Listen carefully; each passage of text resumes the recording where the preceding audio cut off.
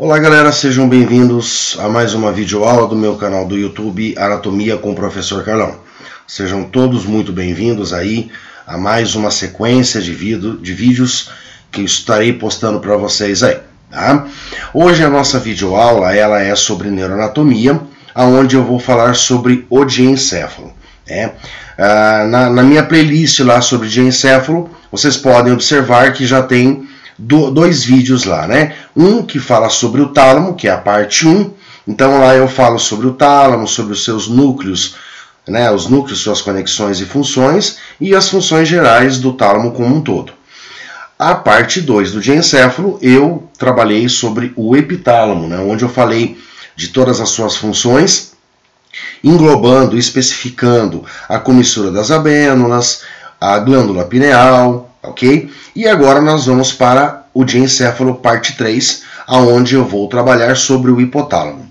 Porém, como o hipotálamo ele é uma estrutura cerebral, ele é uma parte do nosso cérebro aí muito importante, né, que apresenta bastante conteúdos relacionados a esta parte, eu dividi a aula do hipotálamo em 3 partes. Então esta aula que eu vou começar com vocês agora é a parte 1 do hipotálamo, ou seja, diencéfalo parte 3, só que o hipotálamo é a parte 1, onde eu vou trabalhar sobre a definição do hipotálamo, o que seria esse hipotálamo, a sua localização, as suas principais estruturas, não entrando na questão dos núcleos, porque isso vai ser a parte 2 do hipotálamo, né? E as suas funções gerais, as funções gerais do hipotálamo. Depois, a parte 2 do hipotálamo será especificamente sobre os núcleos hipotalâmicos. Então, nós vamos ver todos os núcleos do grupo medial, né, os núcleos mediais do hipotálamo, suas funções, e também o núcleo, né, lateral, ok?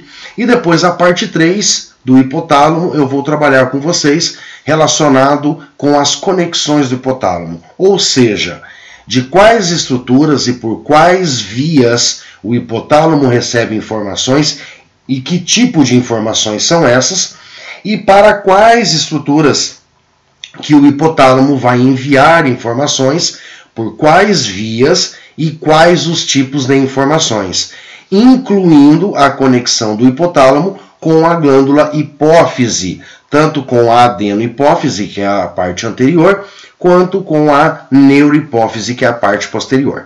Ok, pessoal? Então vamos dar início aí à parte 1 do hipotálamo, onde eu vou trabalhar com vocês todas essas questões: definição, localização, estruturas e funções. Muito bem, pessoal, quando nós observamos a questão do hipotálamo, nós temos que ter em mente que o hipotálamo ele é uma parte do diencéfalo. Porque se nós observarmos essa imagem inferior, toda esta região aqui, ó, é chamada de encéfalo. Então nós temos aqui essa região mais inferior da imagem, que é a ponte. Superiormente à ponte nós temos o mesencéfalo, tanto que nós conseguimos observar aqui o aqueduto mesencefálico, né, ou aqueduto cerebral, tá? Aqui posteriormente, né, a metade da lâmina quadrigêmea. Então aqui nós estamos vendo a região do mesencéfalo. E superiormente ao mesencéfalo nós temos a região do diencéfalo, né? Então aqui, ó, a parte central, que foi a videoaula 1 sobre o tálamo. A parte posterior, que foi a videoaula 2 de diencéfalo, é sobre o epitálamo, né? Ó, comissura das abênulas, comissura posterior, glândula pineal, tá ok? E agora nós observamos que nós temos aqui o tálamo, nós temos um sulco logo abaixo do tálamo, que é chamado sulco hipotalâmico, ok? Sulco hipotalâmico, que fica justamente logo abaixo do hipotálamo. E aí nós vamos ter, né, aqui ó, nós temos a comissura anterior, que fica superiormente à parte que nós vamos trabalhar agora, que é sobre o hipotálamo. Então desse risco preto para baixo aqui, ó, toda esta parte é chamada de hipotálamo. E nós podemos observar que temos vários números aqui, né? Número 1, 2, 3, 4, 5, 6 e 7. Esses números, com exceção do número 5 e 6, que, lembrando que o 5 e 6 aqui é a nossa glândula hipófise. Ela não é uma estrutura propriamente dito do hipotálamo. Ela só é uma glândula, uma estrutura, uma glândula que se conecta com o hipotálamo. Mas estruturas relacionadas diretamente com o hipotálamo, nós temos aqui o número 1, o número 2, o número 3, o 4 e o 7. Tudo bem, pessoal? Então, essas estruturas nós vamos ver também. Eu quero que vocês observem a localização, então, aonde está, né, o hipotálamo. E nesta imagem superior aqui, nós estamos vendo o encéfalo de baixo. É como se você observasse por baixo da cabeça de um indivíduo, né, do cérebro de um indivíduo, e aqui nós observaríamos, então, essas duas bolinhas aqui, ó, né, que são os corpos mamilares, que nesta imagem inferior nós vemos somente uma. Por quê? O cérebro foi cortado num corte mediano, então eu estou vendo o corpo mamilar direito e na outra peça ficou o corpo mamilar esquerdo, ok? Então aqui nós temos os corpos mamilares que fazem parte do hipotálamo. Então vamos começar primeiramente com a definição. O que seria o hipotálamo?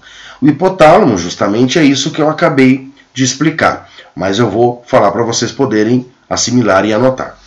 O hipotálamo é uma parte do diencéfalo, ok? Então o hipotálamo ele é uma parte do diencéfalo. Lembrando que o diencéfalo, como um todo, ele é uma região encefálica. Tudo bem?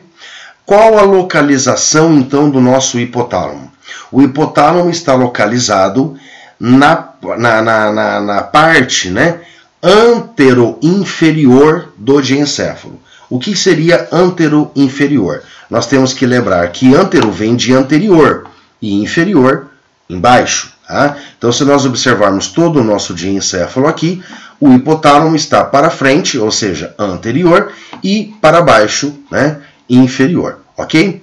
Então é uma estrutura também, né, uma parte situada nas paredes laterais do terceiro ventrículo, lembrando que o diencéfalo ele é em número de par, ou seja, existe o diencéfalo direito e o diencéfalo esquerdo, e no meio do diencéfalo existe uma cavidade, um espaço denominado terceiro ventrículo, por onde circula aí o nosso líquido encéfalo raquidiano. Tudo bem?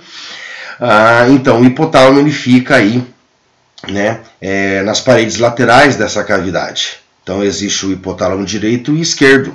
Tudo bem? E quais são os seus componentes ou estruturas, né, ali em relação ao hipotálamo?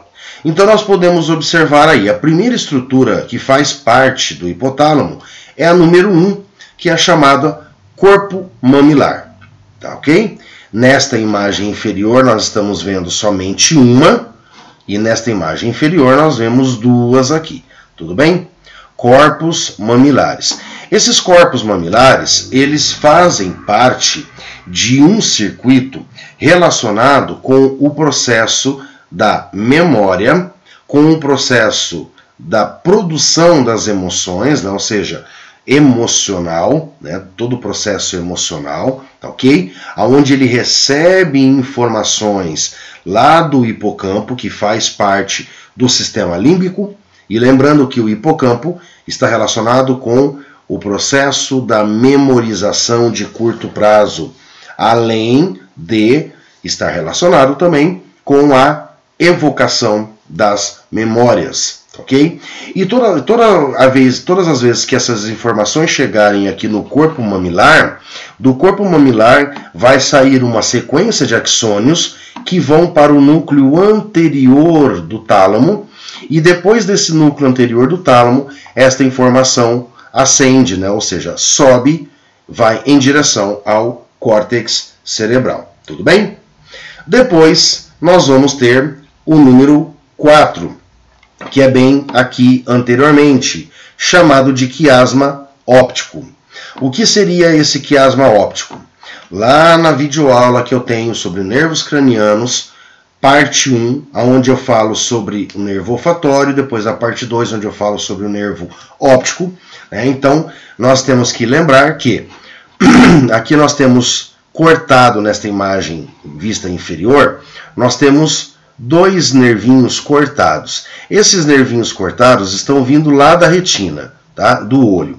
Quando eles chegam aqui próximo ao hipotálamo, né, eles se cruzam, ou seja, o nervo óptico esquerdo se cruza com o nervo óptico direito.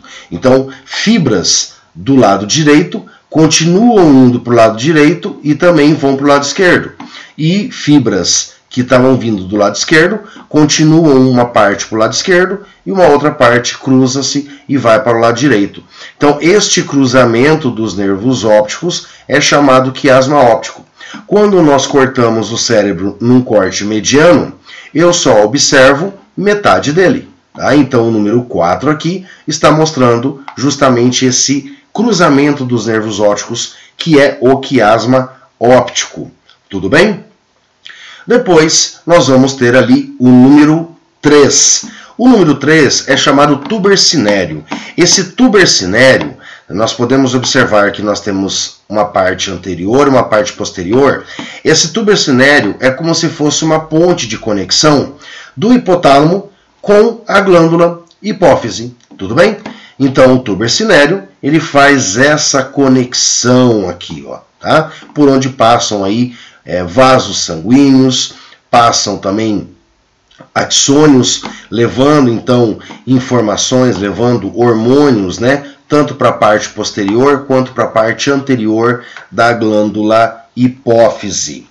Depois nós vamos ter o número 2, que é um estreitamento. Se nós observarmos todo o hipotálamo, ele se estreita meio que entrando entre, né, aqui internamente no tuber cinéreo. Então esse estreitamento, né, como se fosse um funil aqui, é chamado infundíbulo.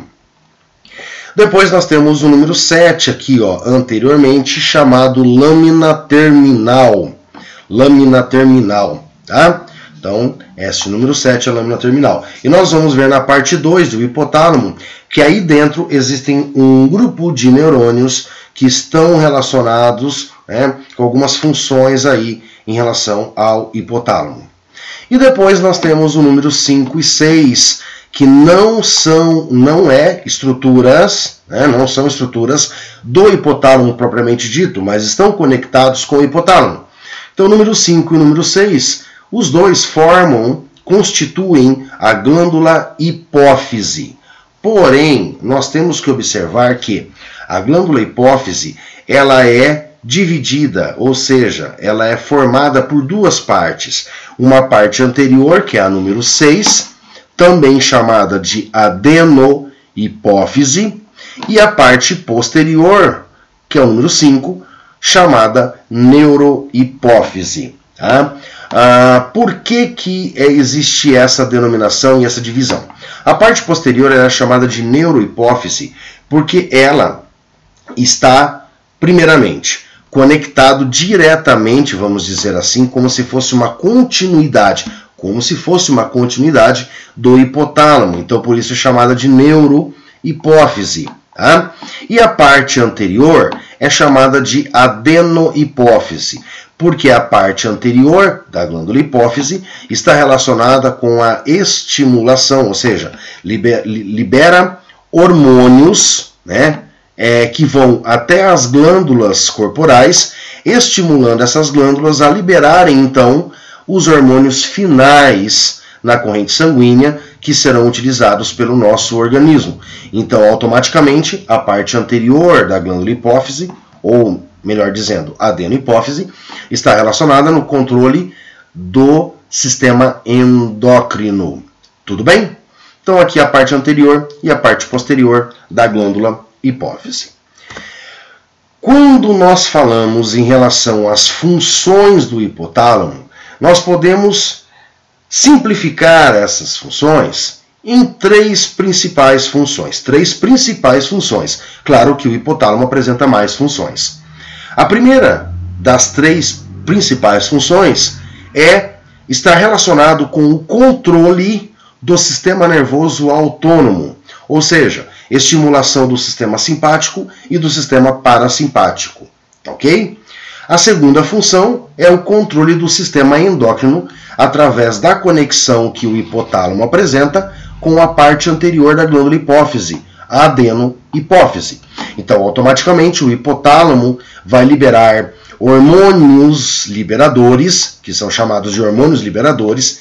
Esses hormônios liberadores vão até a parte anterior da glândula hipófise e automaticamente estimulam então a produção de outros hormônios que caem na corrente sanguínea, chegam nas suas glândulas alvos e estimulam então a produção dessas secreções finais. Tá? Isso nós vamos trabalhar na parte 3 do hipotálamo. E depois o hipotálamo também está relacionado com processos motivacionais, ou seja, o controle da fome, o controle da sede e o controle do sexo, ou seja, de todo o comportamento sexual, desde o processo da ereção até o processo da ejaculação, da cópula e da ejaculação. Tudo bem? Agora, quando nós começamos a analisar realmente todas as funções do hipotálamo, né, não são somente aquelas três básicas, três principais, né? Então vamos lá. Controle da pressão sanguínea e de eletrólitos, ou seja, né, concentração de substâncias que nós temos ali a nível do sangue, tá? Bom, para controlar a pressão sanguínea, automaticamente o hipotálamo ele vai estimular a ingestão de líquidos ou de sal. Por exemplo, a pressão está baixa, então automaticamente ele vai estimular a ingestão de sal e depois do sal ele vai estimular a ingestão de líquidos para diluir esse sal, porque o sal é um eletrólito, ficou muito concentrado no sangue, então eu tenho que acabar diluindo. E automaticamente a pressão que estava baixa aumentou. Tá? Também está relacionado com o controle do tônus vascular, ou seja, contração e relaxamento das paredes vasculares, né? Então, dilatar ou contrair vasos sanguíneos para controlar a pressão sanguínea também. E automaticamente ele também está relacionado com a manutenção da osmolidade sanguínea, tá? Da questão de o que tem no sangue precisa ser liberado, está muito concentrado no sangue, precisa ser retirado do sangue, né, vamos dizer assim, precisa ser diluído e assim sucessivamente. Está relacionado também com a regulação da temperatura, tá? Então ela faz uma termogênese metabólica e também está relacionado com comportamentos, ou seja, ela vai desencadear alguns comportamentos que o indivíduo vai acabar depois fazendo para regular a sua temperatura. Por exemplo, o que seriam esses comportamentos? Né? Colocar uma blusa quando está muito frio, se esconder do vento, ou ligar o ventilador, abrir a janela quando está muito calor. Né? Então, automaticamente, o hipotálamo ele também está relacionado, né, junto com o sistema límbico, nesse controle de comportamentos. Tá? Não somente comportamentos sexuais, mas também comportamentos variados que o indivíduo apresenta. E essa termogênese metabólica é através da estimulação do sistema simpático parasimpático, acionar as glândulas sudoríparas para a liberação do suor, para a manutenção da temperatura, ou estimular músculos a se contraírem rapidamente e constantemente para a produção do calor. Tudo bem? O hipotálamo também tem aquele controle do metabolismo energético, ou seja, ingestão de alimentos, tá? Regulação da digestão.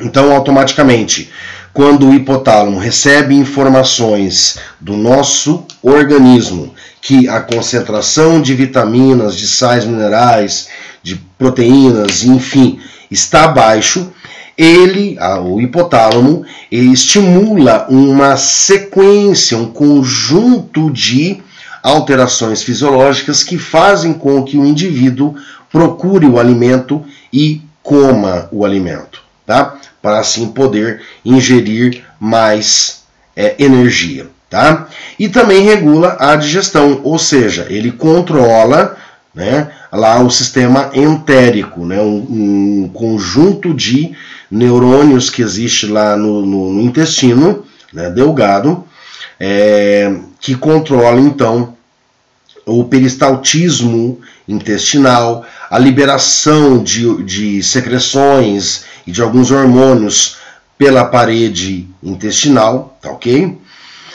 Também está relacionado com a regulação da reprodução, ou seja, controla os hormônios no ato sexual, controla hormônios masculinos e femininos, né, que são importantes aí, né, para a gravidez. Também está relacionado com a produção do leite através da sua conexão com a adenohipófise. Controla o sistema nervoso autônomo, simpático e parasimpático. Tá? Ou seja, se nós analisarmos, todas as funções fisiológicas estão relacionadas com o hipotálamo. Então o hipotálamo, ele é a parte do encéfalo que recebe todas as informações, todas. E através dessas informações que ele recebe, é que ele vai determinar o que ele vai fazer. Nós temos que ter em mente que o hipotálamo vai tomar uma decisão autonomicamente, vamos dizer assim, né, sem a interferência da minha própria vontade, referente de acordo com as informações que ela receber. Tá? Então, por exemplo, ela recebeu uma informação que os nutrientes estão baixos. Então, automaticamente, o hipotálamo vai fazer toda uma estimulação, né, fisiológica no meu organismo para que eu ingira alimento, para que eu busque alimento, para que eu coma esse alimento. Tá?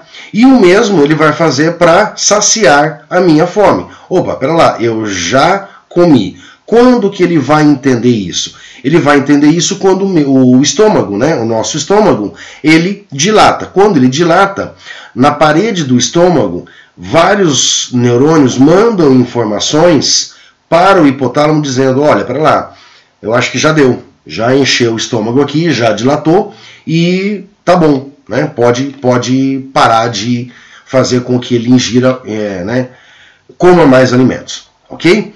O mesmo ele vai fazer para a questão de ingestão de líquidos, o mesmo ele vai fazer para o controle vasomotor. Se a pressão está muito alta, ele dilata os vasos sanguíneos, se a pressão está muito baixa, ele comprime, né, ele contrai os vasos sanguíneos para tentar aumentar essa pressão arterial.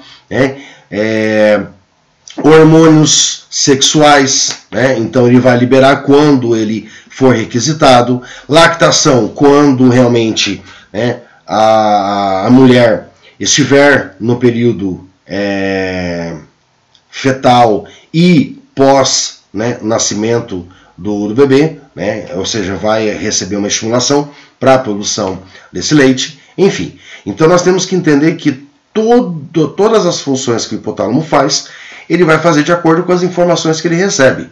Tá? Então, o que está alto ele tem que baixar, o que está baixo ele tem que aumentar, e lembrando que praticamente todas as funções que ele faz é estimulando o sistema simpático ou o sistema parasimpático, exceto, né, no caso quando ele se conecta diretamente com a adenohipófise e depois vai fazer a produção de hormônios que vão para as glândulas alvos e produzir os hormônios finais, as suas secreções finais, tá ok?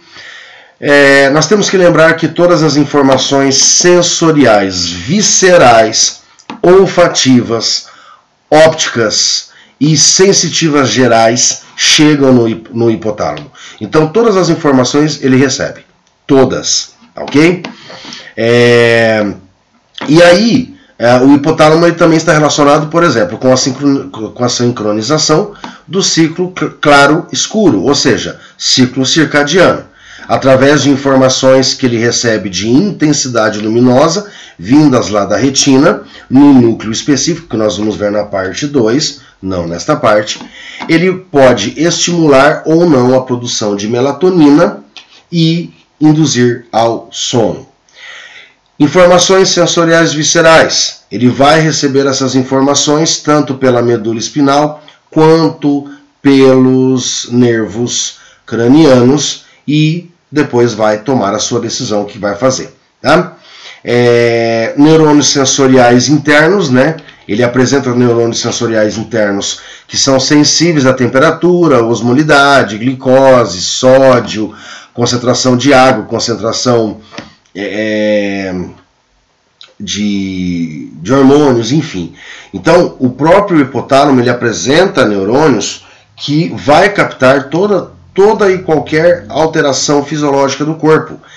E a partir do momento em que ele, por exemplo, ele estimula a produção de hormônios, a hora que essa quantidade de hormônios está alta, de acordo com o que precisava para o meu organismo, o próprio organismo vai mandar uma informação para o hipotálamo dizendo, ó, a concentração desse hormônio tal já chegou no seu nível máximo, acho que dá para parar. Aí ele recebe essa informação de feedback e ele automaticamente, opa, para lá, então acho que já deu, né? Ou precisa mais ou para, né? Ele que vai decidir de acordo com as informações também de feedback que ele recebe, né?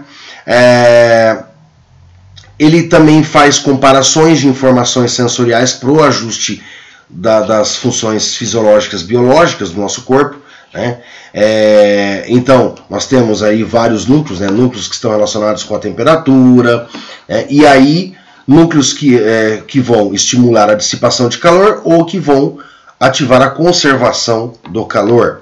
Ajustes fisiológicos como a quantidade de açúcar, quantidade de sódio, quantidade de hormônios, né?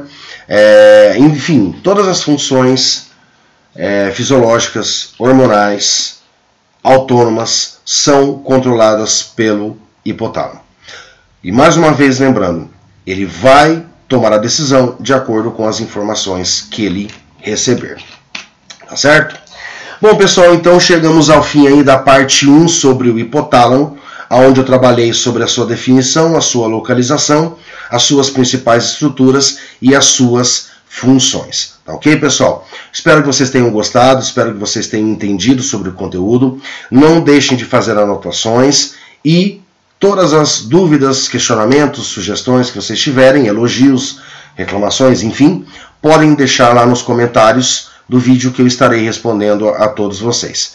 Então, desejo a todos um ótimo estudo, desejo a todos que tenham entendido, tenham gostado desta videoaula e que continuem acompanhando o meu canal, né? Porque graças a vocês, graças aos inscritos que eu tenho aí, é que eu continuo postando mais vídeos para vocês. Então, eu agradeço a todos por estarem aí assistindo a nossa videoaula. Desejo a todos bons estudos e até um próximo vídeo no meu canal do YouTube.